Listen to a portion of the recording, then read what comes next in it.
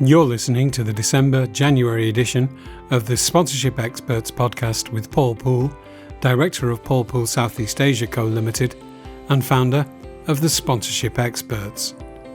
In this episode, we'll take a look back on the year past and thank all our clients, sponsors and partners for yet another great year. We're also proud to announce our reappointment by Volleyball World in Thailand for the fourth consecutive year. We also look at how we source sponsor and partner contact details and take a closer look at the spectacle that was the 74th Miss Universe competition in Thailand. ASN has once again released a report, the ASN Motorsport Asia Market Analysis 2025, and we're also hiring.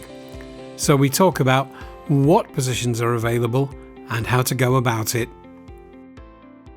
Although we seem to have avoided putting Christmas music on the beginning of the podcast because Christmas music is awful, it is effectively the Christmas and New Year podcast that you're now listening to. So welcome, Paul.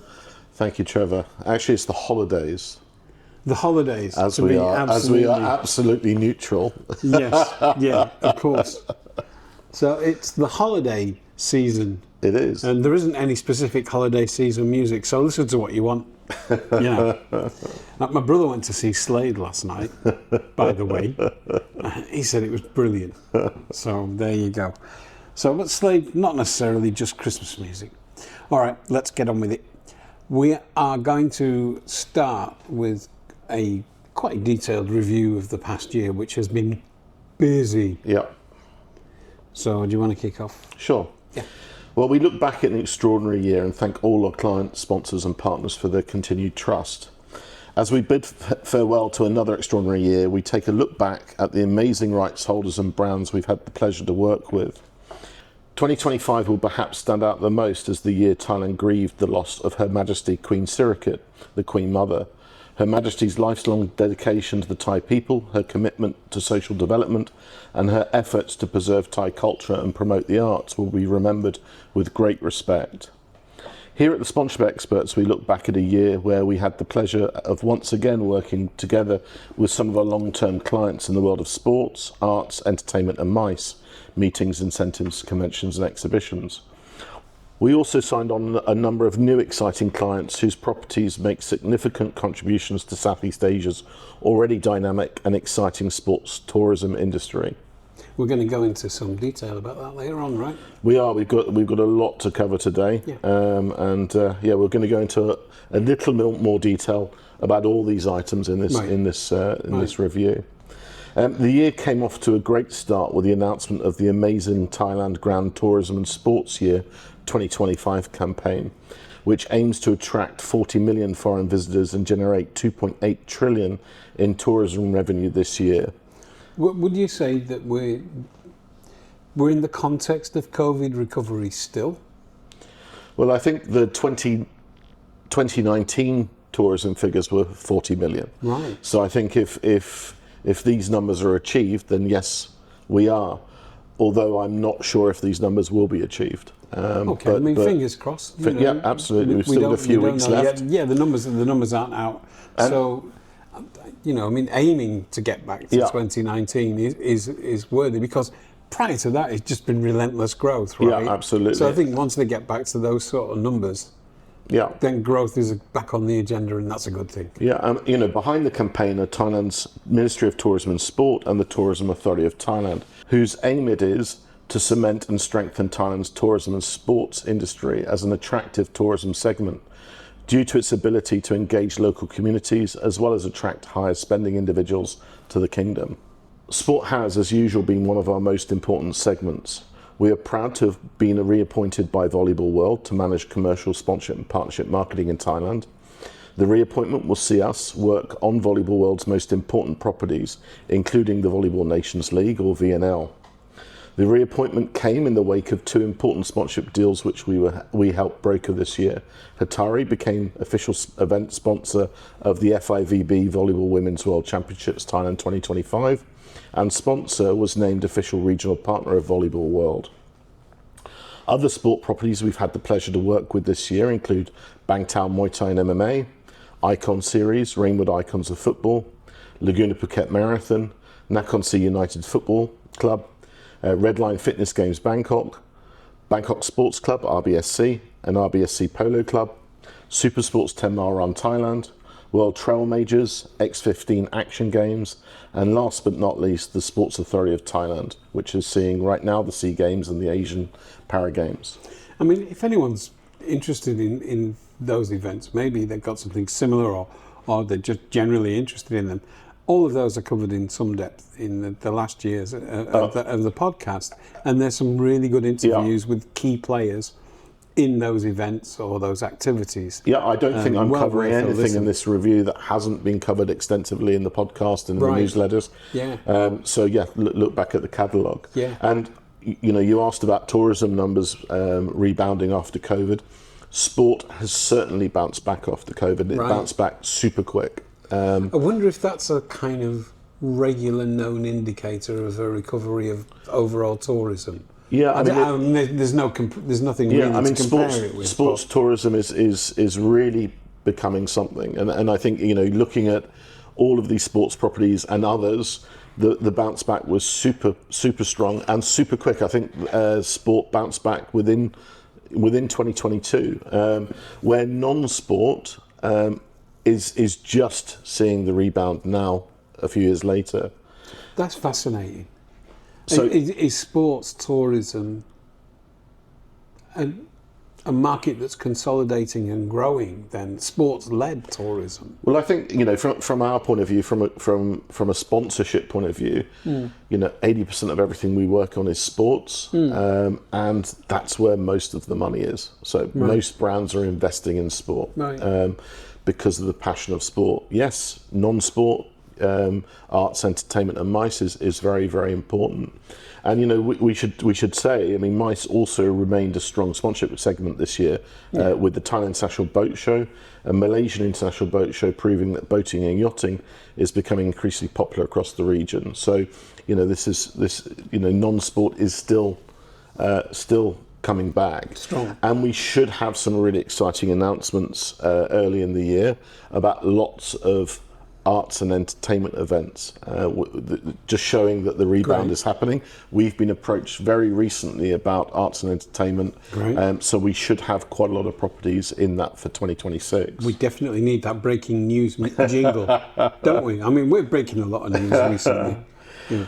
Also, the 74th Miss Universe competition in Thailand taught us great lessons about what to do, and more specifically, what not to do to successfully organise and execute a global property within the framework of local laws and practices. I've been looking forward to this because we announced it last week. Yeah. And so I caught up on all the gossip, all the tabloid news around it. I mean, there was a lot of news. There's a lot, and it continues to be a lot, and we are not going to go into that bit. No, I know. We said last week quite clearly. Yeah. But actually, there's been a lot more. Tea will not be spilled. There is a lot more right now happening in that world, right, so really? It's quite an interesting. We're not breaking that news. We're not breaking that news. No, what we're going to do is look at it from your professional kind of perspective. So, I mean, the mismanagement of the event touched upon two topics that we have written about extensively throughout the year: the importance of executive education and adhering to the strict sponsorship laws of Thailand. And we'll go into more detail in a future segment. 2025 has also been a year where we have strengthened our offerings even further. Our full service, packaging and partial packaging products, along with our engagement and activation services, are as relevant as ever and provide rights holders and brands invaluable insights into the world of commercial sponsorship and partnership marketing, teaching them everything from creating sponsorship and partnership packaging and pricing strategies, developing sales materials, to attracting the right brands and measuring the impact. To help existing and prospect clients gain even better understanding of our offering, we conducted a Q&A with me, where we shared some of the insights gathered over decades in the industry. Right. So again, anybody that missed that, go back and listen to one of the previous podcasts or read the previous newsletter. We're always talking about it, but our work with Asia Sponsorship News, ASN, has continued in 2025, resulting in the publication of the ASN Gambling Asia Market Analysis 2025 and the ASN Motorsport Asia Market Analysis 2025 reports. We're going into more detail. Absolutely, we're going into more detail on motorsports in a little while. We also took a deep dive into how ASN and the sponsorship experts gather sponsor and partner contact details for the benefit of our clients. ASN remains the leading platform for sponsorship news in Asia, providing important tools for anyone working in the field. Another useful tool that we've implemented throughout 2025 is SportsCred, a revolutionary marketing service that empowers clubs and sports organisations to create, manage and monetize a new marketing asset, the social media presence of their players and athletes. We've spoken at length about influencers throughout the year. As we look towards a busy 2026, we would also like to thank the following clients for their continued trust, and we look forward to working with them next year. Royal Bangkok Sports Club, RBSC, 2024 to 2027. RBSC Polo Club, 2024 to 2027. Nakhon Si United Football Club, 2025-2026. Sports Authority of Thailand, 2026-2027. World Trail Majors, 2026 through to 2029. X15 Action Games, 2026. Thailand International Boat Show from the 15th to the 8th of January, 2026. Malaysian International Boat Show from the 2nd to the 5th of April 2026. Laguna Phuket Marathon, the 20th anniversary edition, 13th to the 14th of June 2026. Are you taking part this year? I am finding sponsors.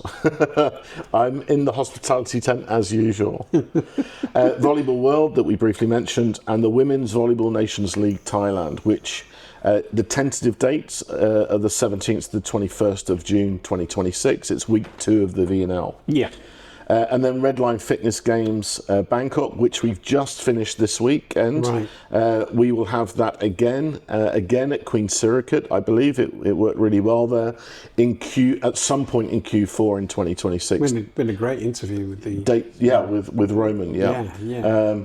And those dates will be announced quite soon. For a full list of our current opportunities, please visit our website.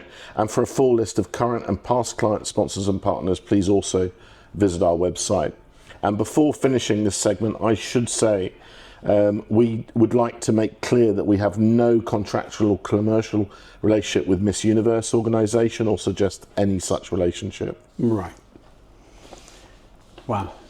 I feel, after listening to that review of the year, as breathless as if I'd done a run from the food stalls to the beer stall in the hospitality at the marathon. It's been an exhausting year. Breathless.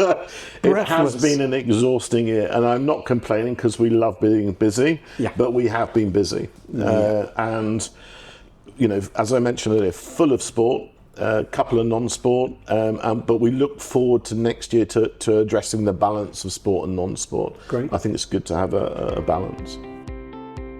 If you'd like to get in touch with Paul Pool Southeast Asia Co Limited, you can email us on info@paulpool.co.th, or you can go to the website paulpool.co.th, or you can call us on +66 2622 0605 through to 7.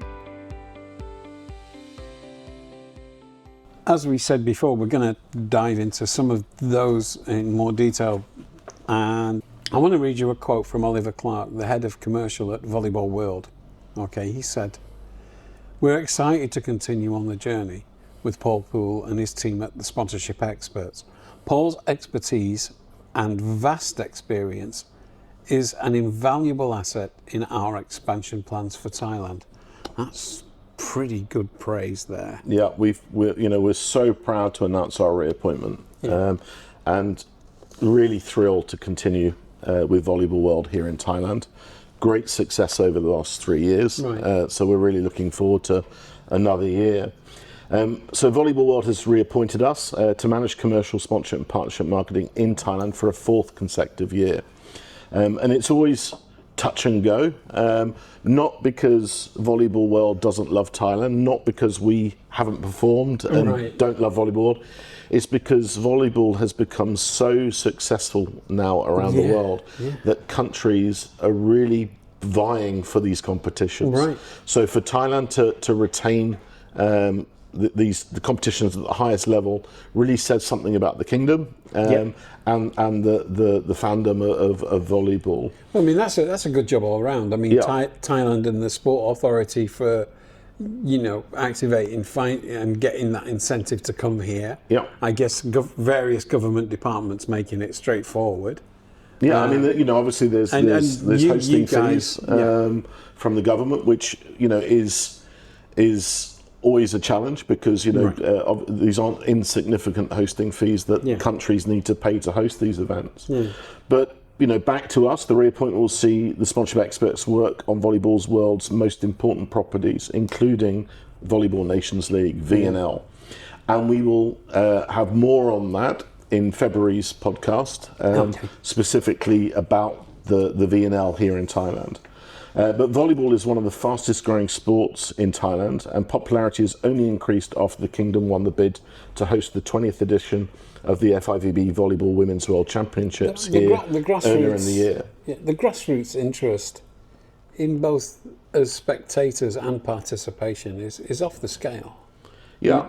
And I think that's probably what's driving the team to their success. Well, if we look at the World Champs, I mean, oh my God, it was a while ago now, so I can't really remember the numbers, but it was 88 matches, 32 teams, 4 provinces, if I remember correctly. Every single match sold out. Incredible. In Bangkok we're talking 6,000 to 8,000 seats in that stadium. Every match, not just the Thai matches, every match.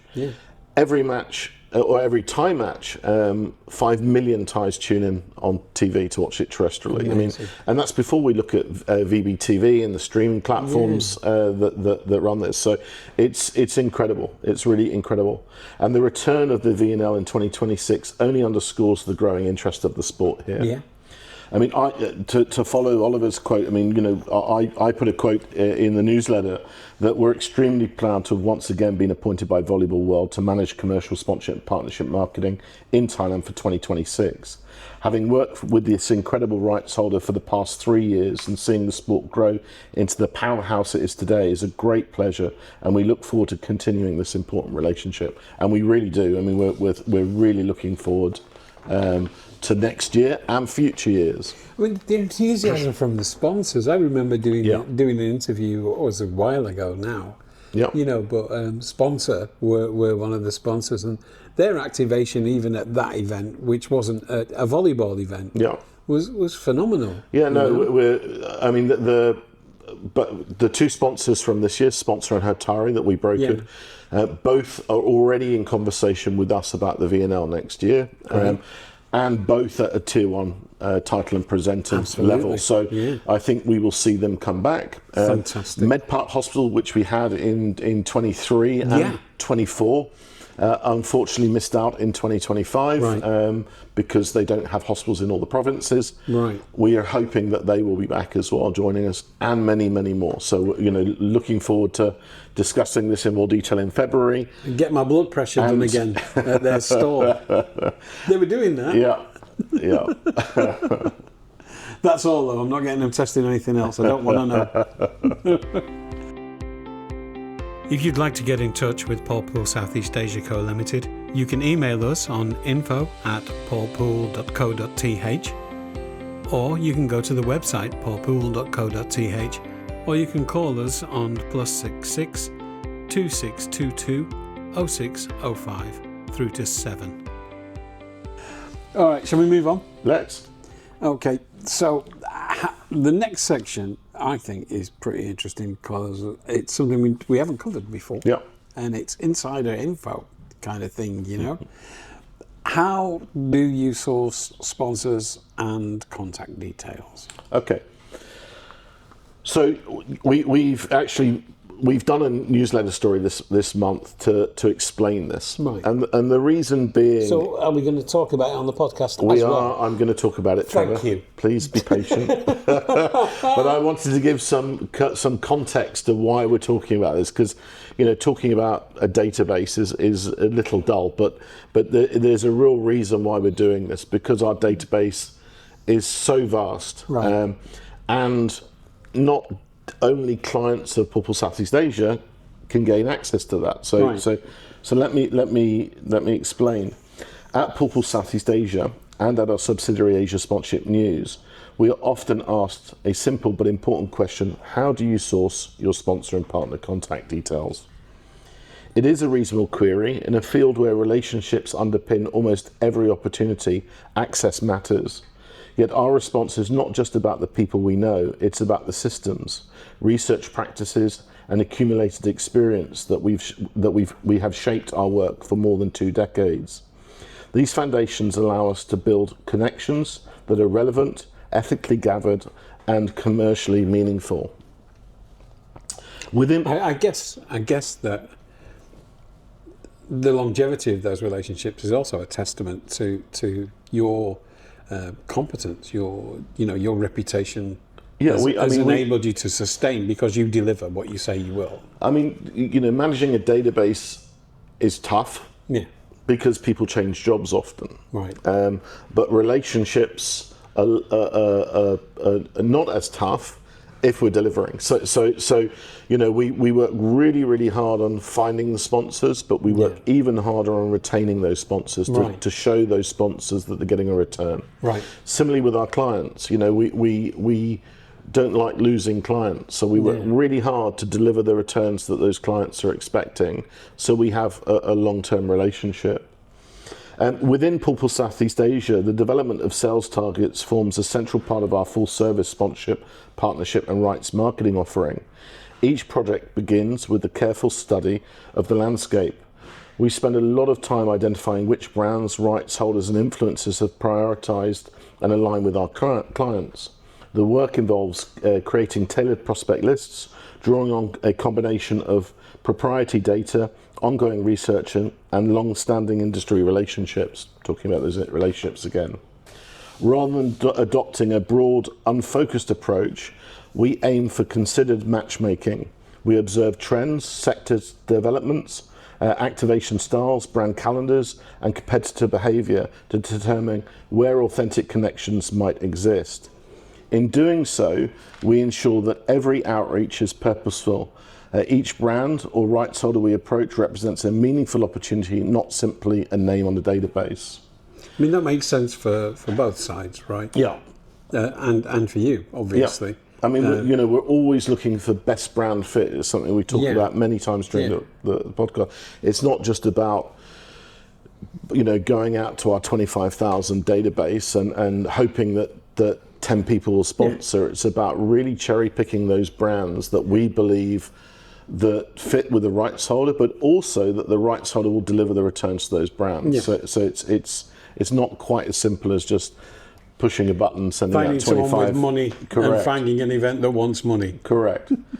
Across Paul Pool Southeast Asia and Asia Sponsorship News, we have developed one of the region's most comprehensive databases of sponsorship and partnership marketing contacts. Today, it includes over 25,000 decision makers and influencers, spanning more than 18,000 brand contacts and over 9,500 rights holder contacts. This depth of information positions us as leaders in commercial sponsorship and partnership marketing, enables our clients to move from planning to sales with greater speed and clarity. Clients working with us, whether through our full service program or entry-level packaging and partial packaging products, benefit directly from this network. Obviously, we're reaching out for them. They receive not only our strategic guidance, but also access to the broad and well-maintained ecosystem of decision makers across Asia. However, for those who prefer to manage their own outreach, Asia Sponsorship News provides premium subscribers with access to our brand and rights holder directories. So ASN Premium subscribers get access to those 18,000 brand contacts and 9,500 rights holder contacts in the directories. As outlined on the ASM website, these directories offer compliant, regularly updated listings at accessible price point. I think the price is around $0.15 US or 15 cents per lead, which is extremely inexpensive. Each contact is verified to help users identify and connect with potential partners in a more efficient and confident manner. Underlying all of this is a commitment to ethical practice. Our data is gathered and managed responsibly in accordance with global standards for privacy and compliance. Just as important, we pair this information with context and insight, ensuring that our contacts represent real, active decision makers with their organizations. In essence, our sourcing process reflects a balance of systematic research and professional experience. It is the outcome of long-term investment, thoughtful development, and the trust we have built throughout the sponsorship industry in Asia. Whether through our full-service consultancy or self-service tools provided by ASN, our aim remains the same: to bring the right people together and support partnerships that can genuinely thrive. This is the basis of our work and the reason we proudly call ourselves the Sponsorship Experts. If you'd like to get in touch with Paul Pool Southeast Asia Co Limited, you can email us on info@paulpool.co.th, or you can go to the website paulpool.co.th, or you can call us on +66 2622 0605 through to 7. I'd just like to point out, this being the December podcast. January podcast, yeah. Sorry. That normally, if we've got edit points, I'm not giving away any trade secrets here. In the kind of recording industry, you clap. Yeah. But I'd just like to point out that, you know, in the holiday spirit, Paul is actually slapping his thigh. I am. Like that.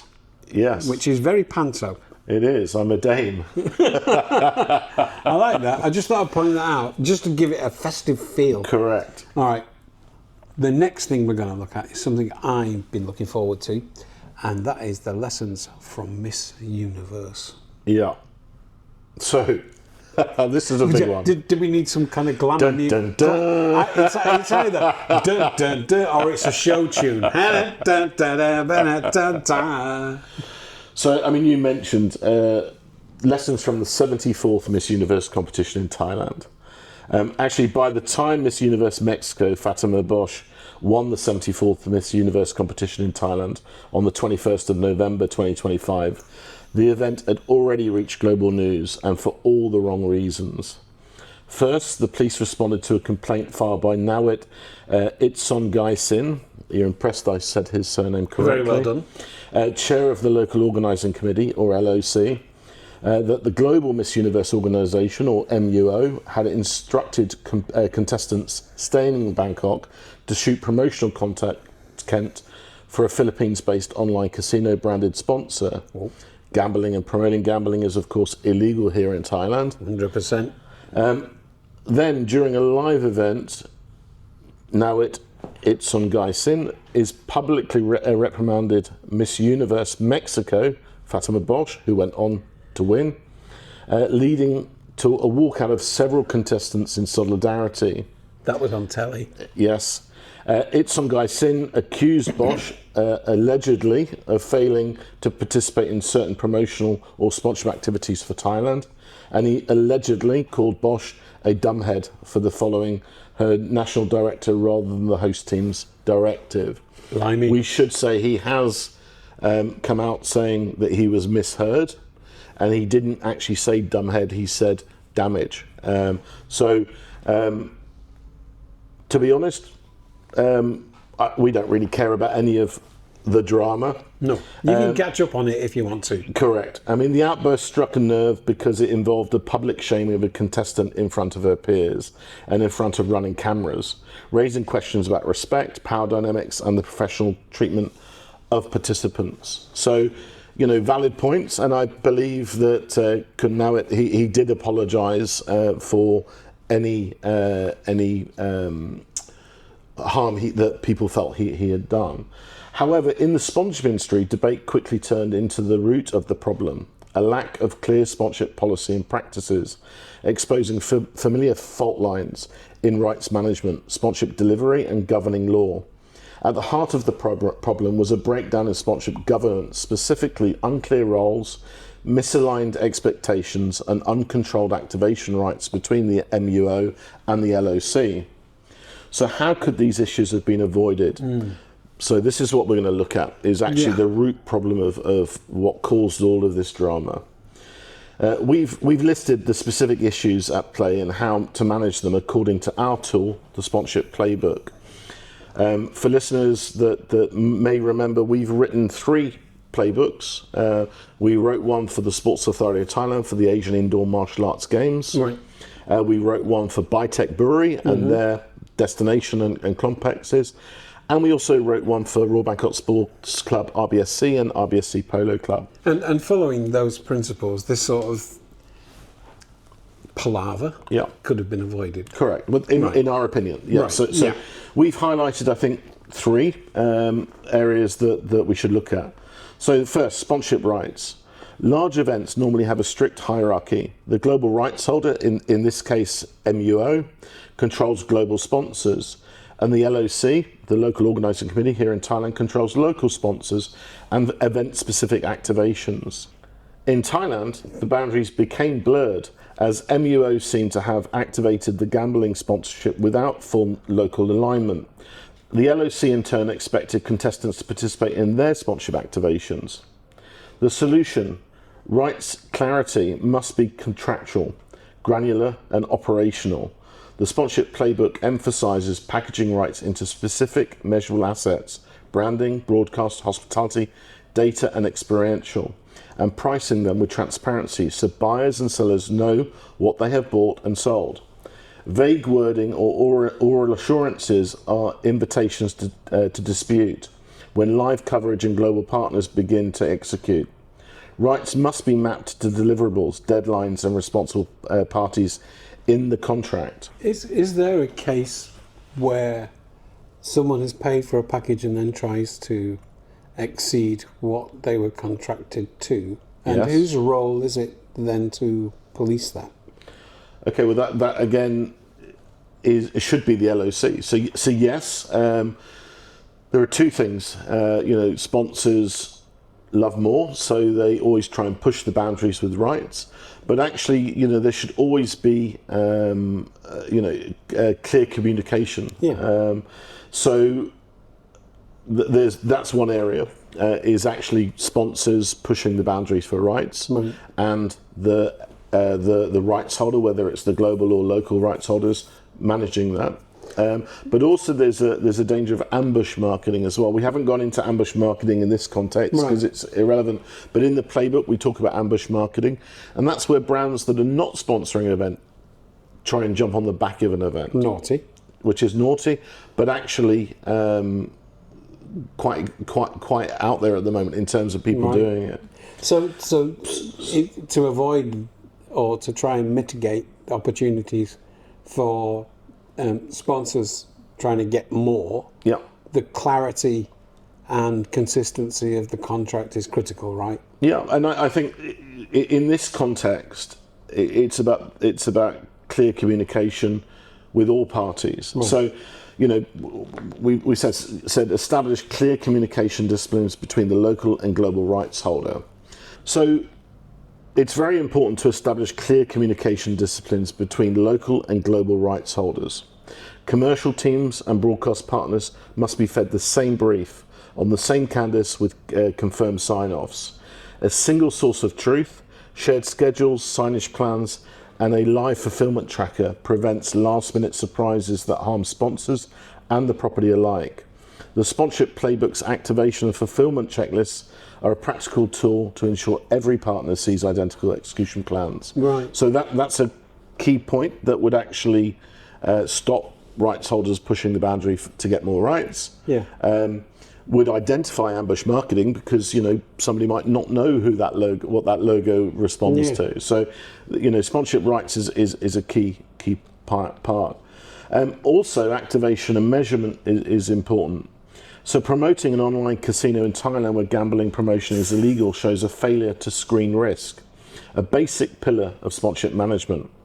In addition, the contestants were caught between MUO telling them to do one activation and the LOC telling them to do another. The friction often arises when rights are oversold or when sponsor inventory overlaps, or also called rights collision. Miss Mexico reprimanding wasn't really about her, it was about competing sponsor demands, and she became the pressure point. Right. The solution: the MUO and LOC and all sponsors must jointly develop an activation plan identifying key performance indicators, KPIs, audience engagement metrics, and content integration opportunities. A clear deadline for post-event reporting, including media valuation and engagement results, should also be established. So, I mean, those two items really would have mitigated the drama, the reason why Kunawik got so frustrated in front of those cameras. And he wasn't wrong to be frustrated. He wasn't wrong. Perhaps voiced his frustration in an inappropriate way, but the root problem was there. I mean, in some ways, nobody was trying to do a bad job. Of course, no. I don't think anybody ever sets out to do a bad job. Right. So. But things went wrong. Yeah. Because of a lack of clarity at the sponsorship stage. Correct. At the stage of business that PaulPool Southeast Asia operates. Correct. And I mean, on that point, crisis management, I mean, clearly a crisis occurred. Kunawik and the MUO both issued apologies. However, critics have demanded more accountability and measures to avoid similar incidents in the future. The solution: crisis thinking must be embedded into commercial process. The sponsorship playbook dedicates sections to seeing the unforeseen and activation crisis. Because commercial obligations continue even when events go off script. Ambush prevention, which we mentioned, contingency signage plans and rapid fulfillment worksheets allow sponsors to maintain visibility and protect brand safety during a dispute. Right. I mean, other protections that should have been in place concern dispute resolution and governing law, and mutual reputation protection. According to the sponsorship playbook, disputes should have been resolved through good faith negotiation between authorised representatives. Failing resolution, disputes should have been referred to mediation in Thailand under Thai law before any formal legal proceedings commence. In addition, the sponsorship playbook also states that both parties should act in good faith to protect and enhance each other's reputation. Both parties should avoid public statements detrimental to the other, and both should agree to cooperate fully in managing any public relations issues relating to the sponsorship.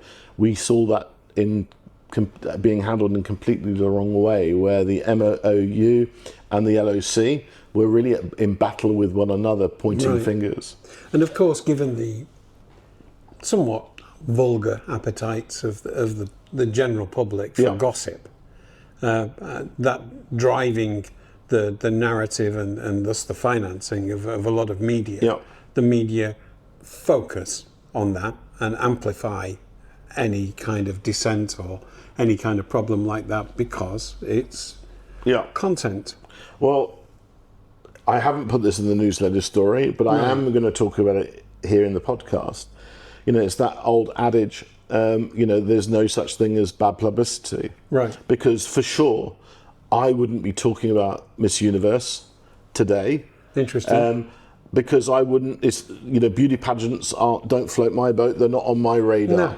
No, I'm aware of this because of the drama. So, you could say, this is great TV. That everybody, even if you're not a beauty pageant fan, was talking about the Miss Universe this year. So good or bad, certainly it's on everybody's list. But you can imagine the outlets that were paying it the most attention and being the most hysterical and winding all sides up equally. Of course, yeah, absolutely. To generate more drama. Absolutely. By the way, if Miss Mexico, if you Miss Universe now you are Miss Mexico, I hope that hasn't negatively impacted your view of town. And should you wish to come back, I'm sure Paul and I would love to show you around. You're on your own, Trevor. Before we finish, once again, we would like to make clear that we have no contractual or commercial relationship with Miss Universe organisation or the local organising committee or suggest any such relationship. If you'd like to get in touch with Paul Pool Southeast Asia Co Limited, you can email us on info@paulpool.co.th, or you can go to the website paulpool.co.th, or you can call us on +66 2622 0605 through to 7. The next thing we're going to talk about, start your engines, is the Motorsport Asia market analysis. Yeah, which we spoke about last month. Yeah. Because once again, Paul Pool Southeast Asia has sponsored this ASN syndicated report. So let's dive into the report. Should say, people should buy the report. Go on ASN's website. You're not going to get it all in the podcast. You're going to get some of it. You're going to get an overview of the report. A taster, a teaser. But go and look at the reports online on ASN's website. There's 8 of them now that we've done over the last 3 years in different sports and different countries or regions. The Motorsport Asia sponsorship market remained a cornerstone of the regional sports marketing economy in 2024, generating $480 million in sponsorship value. This represented 14% of total sports sponsorship investment across the continent, compared to the market-leading platform football, at a striking 37%.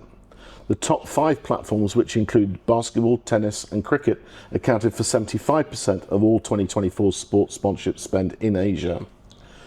Motorsport's proportion of total sports sponsorship differs from country to country, with Malaysia representing the highest proportion at 61%. The others within Asia's top 5 were Pan Asia at 45%, Singapore at 25%, Japan at 14%, and India at 7%. Although it's down slightly from 2023's record high, the motorsport sector continues to demonstrate impressive resilience, structural strength, and exciting growth potential. The decline of 6% year-on-year reflects a natural market correction following 2 years of sharp growth, plus 75% in 2022 and plus 7% in 2023, rather than any erosion in confidence or long-term forecasts. Indeed, motorsport remains one of the few sports capable of delivering pan-Asian and global exposure for brands seeking to reach affluent, technology-oriented audiences. Formula One and MotoGP continues to dominate, led by properties such as Formula One Group, Red Bull Racing, Honda Racing Corporation, and Mercedes-AMG F1 team.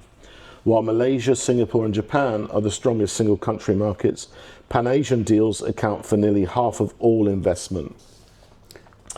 Top sponsors are drawn largely from automotive, technology and energy sectors, with Petronas, Honda and Oracle leading investments. However, growing presence of gambling, crypto and fintech brands points to changing landscape as these sectors pivot away from European football sponsorship towards motorsport. Right. In the newsletter, there is the list of top spending brands. Obviously, more detail in the report. At the same time, motorsport in Asia is seeing the results of a planned change in the sector's focus, whereby the continent has become a vital area for the sport's growth. The shift is not accidental, but rather largely data-driven to capitalise on the vast untapped potential of sport in the region. Right. Premium events like F1 and MotoGP are just the tip of the iceberg. Investment in national and regional competitions trickle down from the top tier, seeding the foundations of a stronger local infrastructure. In its context, it's worth noting that while the top 10 spending brands accounted for 46% of total investment in Asia motorsports, the remaining 54% was derived from a long list of 198 sponsoring brands, most of which were supporting various downstream activities. Despite a short-term plateau in 2024, long-term growth prospects remain solid, driven by sustainability narratives, electric vehicle technology, and increasing regional race activity, particularly in India and Southeast Asia. So ASM released this ASM Motorsport Asia Market Analysis 2025 report in October 2025. And we should remind listeners that ASN is the leading market intelligence service for the sponsorship industry in Asia, which distributes independent news, analytics and insight on a subscription basis with a bespoke consultancy and training service. And what we talked about today, basically headlines. There is forensic absolutely, detail. yeah. I mean, basically, if you are a motorsport rights holder, you need to buy the report to see who's spending, how much they're spending, where they're spending it. If you are a brand that's looking at motorsport as an investment, you need to buy the report to find out what's out there. So it's really for everyone. And it covers the whole region. But I just, interestingly, the Thai Formula One thing seems to have legs. I mean, it's been talked about, I don't know, for decades. I think 2006 was the first stab at it. Right. But now there's a working committee. It's advanced to the next stage. I mean, there's so in 2006, I think they were looking to do the F1 around the Grand Palace, actually in our area where our office is, which would have been beautiful with the backdrop of the Grand Palace, and you know, it would be stunning. The 2028 bid. They're looking around the Chatuchak area. I saw still a street race, still a night race. But they've actually got the track designed, the location. So I think it's looking pretty strong. I think that 2028 we could see a street race here in Thailand. So going back to the market report, there are obviously going to be, I forget the term you used, but there's the kind of international sponsorship of that event. Is there local? Yeah, there will be. Right. I mean, you know, you have global sponsorship. Obviously, you have global sponsors of the F1. Like the Petronas, Red Bull, all of that. Correct. Sort of thing, well, you have lots of different sponsorship. You have sponsors of teams. Yeah. You have sponsors of the F1 global global series. But what I'm thinking and then you have local sponsors. Yeah. So if you look at Singapore with Singapore Airlines, right, they are the local presenting sponsor of the Singapore Grand Prix. We will have opportunities like that. When we say we're not working with the F1 right now, yet. but Thailand will have those opportunities. So I fully expect to see Thai Airways. I fully expect to see PTT being part of that F1. And all of those people would benefit greatly from reading the Motorsport Asia Market Analysis from Paul Poole, the sponsorship experts. And I'm not saying that glibly, I genuinely mean it. Those people won't have experience of that industry, perhaps. You know, and so if they want to get to grips with what's happening within specifically motorsport sponsorship, they can get up to speed by getting hold of that report. Buy the report or subscribe to ASN's premium plan and get the reports for free. What a deal. What a deal. Christmas deal. Ho, ho, ho. All right, the next thing that we're going to talk about is that Paul Poole Southeast Asia are hiring. We are. Go on, tell me. We are always looking for talented people to join our growing Bangkok-based team, and we have a number of sales and marketing executive positions available across sport, non-sport, and business development. So if you're listening to this and you're interested in sport, if you're interested in arts, entertainment, or MICE, or if you're interested in business development, please send your resumes to info@paulpoole.co.th or visit our website, paulpoole.co.th, where there's a careers page. And also I'd like to add that they're all very lovely. Who? The team. Yes. I mean, I've met almost everybody, I think, at events and things like that. They're a good bunch. And everyone's delightful. Yep. And also quite a lot of fun. Yeah, I mean, there's a lot of these jobs are results based. So you know that we're a results based business. So there's a huge amount of pressure on these jobs. So it's not for everyone. But if you've got tenacity, if you've got a passion for sport or non-sport, the rewards are great. I mean, not just financial rewards. The financial rewards are great too, but we work on really interesting clients and rights and sponsors. We really. I think it's fantastic that we work on so many different things and so many different brands. No time to get bored. And the hard work. Yes, the hard work is out there, banging on doors, and finding those sponsors. But once you have those sponsors, working with those sponsors to deliver their rights and seeing them get a return is so rewarding. And it's really great fun to have complete access to all these amazing events that most people would love and spend a lot of money buying tickets for. Yeah. So it's really it's a very rewarding. These are very rewarding positions. It's a very rewarding. I don't see so much of the hard work, but I know it's there because you're present at the events that I'm lucky enough sometimes to go along to. I should say, there's a lot of hard work. We try to work smarter, not harder. We only work a 40-hour week here in Thailand, not 48 hours under Thai labour law. So we work a 5-day week, 40 hours. People have 2 days off to relax. We have plenty of holiday time with 13 public holidays. I think people have 10 annual holidays on top of that. So I'm a great believer that, when we're in the office or when we're at an event, we're working every minute of every day. But people deserve their own time to relax and enjoy with their family and friends. So, we're very focused on the balance of work life. Also, we don't just have commercial opportunities. We also have an intern or interns every year. We usually take a 3-month internship or have a 3-month internship every year. Over recent years, most of our interns have come from Stanford International University, but we're open to interns on educational visas, so they don't have to be Thai, they can be foreigners, but they have to be on an educational visa. And we pay our interns, so they're not free internships, they're paid internships, because we give those interns real jobs. It's not come and make the tea and do the photocopying. We give the interns a real job to do for the 3 months that they're there, and they're rewarded accordingly. Great. Okay, so we're rapidly heading towards the last podcast of the year. We are. Sad music. Perhaps not. So, and that can only mean one thing and one thing only. Any other business? A couple of any other business pieces. You can meet our team at the Thailand Yachting Conference on the 14th of January at the Slate in Phuket, or the Thailand Sexual Boat Show, 15th to the 18th of January at Phuket Yacht Haven. Well worth going. Absolutely. It's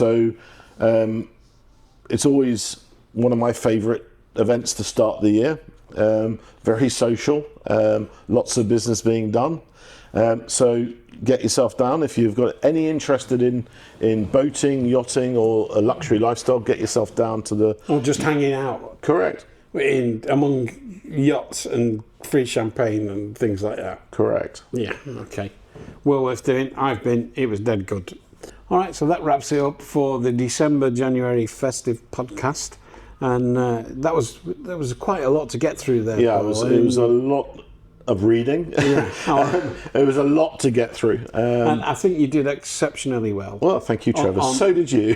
But I'd just like to point out on pronouncing the name of the chap from the Miss Universe. Knowit, you mean? What was it again? Knowit. Knowit? Yeah, no, his surname, you mean? Itsongai Sin. That's it. He's worth at least 200 in Thai Scrabble. I think we should say thank you to First, who helped me with the pronunciation. And wrote it out phonetically. Correct. And our host at Moat Cigar Club, which is our podcast headquarters. So, thank you very much. Trevor, Thank you very much. Have a great holidays. Thank you. You too, Paul. Take care. Seeking sponsors. Seeking an opportunity to sponsor. Looking to maximise an already sponsored opportunity. Visit paulpaul.co.th, the sponsorship experts.